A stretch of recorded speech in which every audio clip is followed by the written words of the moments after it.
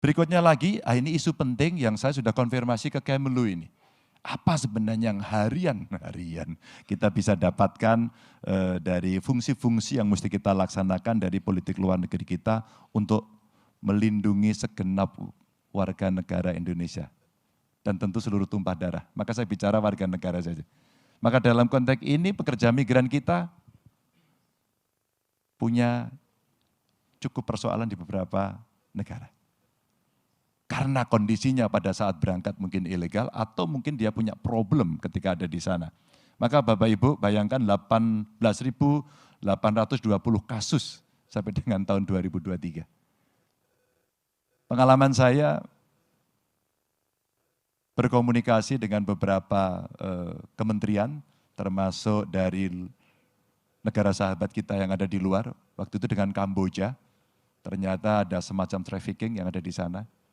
Kita juga bicara, tiba-tiba ada yang lapor ke saya, dia bekerja di Somalia. Dan mereka semua bermasalah. Yang begini-begini inilah kemudian kawan-kawan para diplomat, KBRI kita yang saya kira kita berikan kesempatan yang lebih besar untuk bisa merespon dan memberikan ruang yang terbuka bagaimana warga negara yang ada di sana melaporkan dan seandainya ada sesuatu cepat bisa ditangani. Dan ternyata ini problem yang cukup besar. Ada kekerasan fisik, penyanderaan, trafficking yang saya sampaikan tadi, dan itu butuh peningkatan kerjasama internasional untuk perlindungan pekerja migran kita. Ini beberapa cerita yang coba saya sampaikan. Ada juga dari diaspora Indonesia itu kurang lebih ada 60% yang berencana kembali ke tanah air. Apa persiapan kita yang mesti kita lakukan? Tidak hanya PMI-nya loh, ini ada orang yang ekspor betul, mereka hebat di luar negeri, tapi mereka ingin kembali untuk mengembangkan banyak hal yang ada di Indonesia. Saya kira ruang ini mesti kita buka, tapi ada peluang yang tidak terlalu tinggi untuk karir mereka yang ada di sini.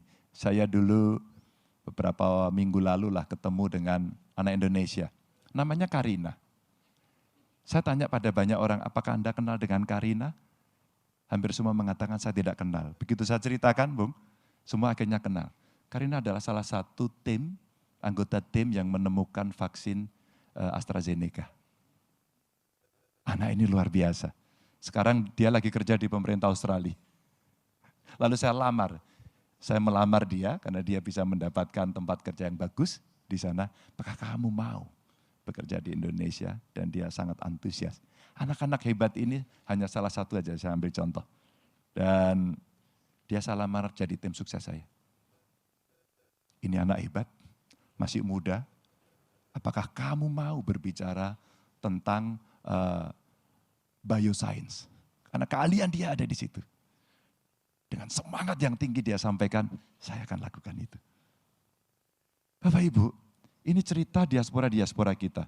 Dan tentu saja yang berikutnya adalah kekuatan negara dari peraturan visa yang resiprokal.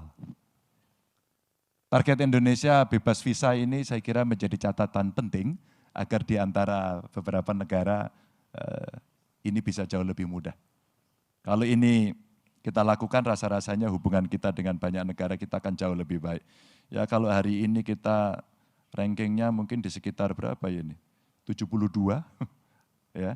Kalau ini bisa kita geser ke ranking 50 saja, agak rasional, maka ini akan bisa menjadi target pekerjaan yang mesti bisa kita lakukan.